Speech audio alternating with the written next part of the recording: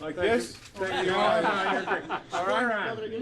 Can you tell us what the status of any talks or communication with the Seneca Nation is? Well, there have been court proceedings that have gone on for a while and arbitration proceedings that have gone on. There's been some progress recently, but obviously overall the relationship has not been working well from the state's point of view. We have legal rights. I intend to enforce the legal rights. I just met Mr. Porter and had a conversation with him, and I'm looking forward to additional conversations. The financial resources are very important to the state. You heard me talk about the deficit that we have. So I want to make sure that we're collecting all the money for the state that we're entitled to. I understand Mr. Porter's point, and I hope we can work it through. How did the conversation go? Fine. It was a cursory, cordial conversation. Do you plan to collect taxes on goods sold to the non-natives on reservations? I intend to collect all the revenues that the state is entitled to collect. Governor, on Medicaid, right now there are $12 billion in optional programs, $10 billion deficit. That might be one way to solve it. Is it fair that people on Medicaid, for the most part, have better insurance coverage than people in the private sector who pay for their own? Yeah, well, look, that's one of the things we're trying to do all across the board is literally rationalize these programs. You know, we have the highest taxes in the nation. We're paying more for these programs than any other state is paying for these programs. We're not getting any better results, so we're not even getting what we're paying for. And that's what this, we call it a budget process, but it's more than a budget process. These situations have gone on for decades, and they have been unanswered, and we're using this moment in time to actually make the tough decisions that should have been made for years. First of all, the rate of spending in this state is unsustainable. The gaps are getting larger and larger. We just spend too much money, and the state isn't bringing in that much money anymore. So we're going to have to rationalize our spending, and we're going to have to get more results for what we actually pay for. And that's the Medicaid program, that's education, that's right across the board. But it is unfair. It has been unfair for a long time, and that's what the next few months will be about rationalizing. My message inside is, if it's going to change, it's going to change because the people of this state rise up and make their voices heard. It's not going to change if the conversation is the same conversation that happens in the Capitol in Albany for the past 10 years. The special interests will win if the conversation is in the hallways of Albany. The lobbyists will win the way they've won every year for the past 10 years. So my message to the people of the state is you have to speak up, you have to rise up. Democracy only works when you make it work. And when are we going to change Albany? When the people of this state demand change.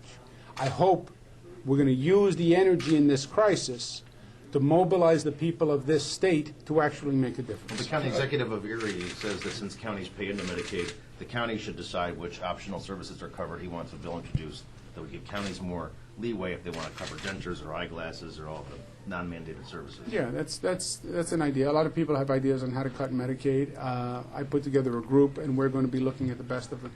Governor, on getting back to Medicaid, right now there's unlimited usage of ambulances. We have figures, people taking the ambulances to the ER 100 times, 150 times a year. Is that right? Well, are there abuses of the program? There's no doubt. There is no doubt. But again, there are also a lot of institutions that make a lot of money from the program, right? We have a $137 billion budget in this state. So there's a lot of money, and a lot of institutions and a lot of players have been making a lot of money. Of course it's not right. Of course the level of spending is unsustainable, and the people of the state haven't been getting their money's worth. But it's the people of this state speaking up which is actually going to stop it. I said, actually, I was thinking about it on the way here, during my campaign, last time I was here was during my campaign, I used to say this is not about me, it's about we. I'm not going to get elected and the new governor comes and waves a wand and suddenly everything changes. It will change when the people get mobilized and demand change. And that's what has to happen. Governor, is that why you started the tour here? Because typically the governor has gone to the larger cities to begin a tour, a campaign like this. Yes, that's right. Typically, first I'm trying to do what's not typical because the typical doesn't work. And I'm purposely reaching out to places all across the state that in many ways have been alienated from Albany, haven't had the connection, and I want to change that. I also believe as a general rule, the attitude of the state government is in Albany and you're supposed to come to Albany when you want to deal with the state government. No, I work for the people of this state. I work for the people of Jamestown. It's my obligation to go to Jamestown, and that's what I'll be doing. You were introduced by a Republican state senator today, which I think is unusual for most events. You know, usually a Democrat would be introduced by the prominent local Democrat. But what should people read into that? What they should read into that is I was introduced by a New Yorker today who happened to be a Republican. I was with other New Yorkers who happened to be Democrats. I want to invert the emphasis. I don't want to emphasize the political parties. Is that what you did with your breakfast this week at the mansion? That's what I'm doing all across the board. I want to de-emphasize the political party, emphasize the commonality as New Yorkers. Because if the political rifts continue, we're going to fail once again. If all the Democrats go to one corner and all the Republicans go to the other corner, and they both play their party politics, we lose. I happen to be a Democrat. I also ran as an independent. I want to work with people on both sides of the aisle. I'm a New Yorker first. Senator Young is a New Yorker, and let's work as New Yorkers. Let's find the commonality rather than the differences. On the Committee to Save New York, have you or your staff had any contact with Dan Cloros Communications or any of the executives that are leading the group? The Committee to Save New York is a group that is supportive of my position on the budget. I don't believe they're supportive of all my positions, but on the budget they are. And it's a group, I encourage people to join that group. I encourage people today to speak up. One of the things that has happened in Albany is the special interests have had the loudest voice for too long.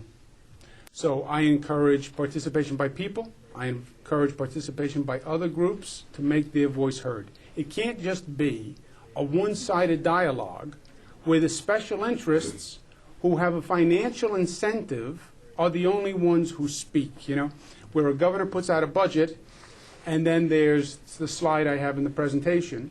The special interests attack the governor with millions of dollars of campaign ads, and the governor fails. How is this different than one of those special interests, this group?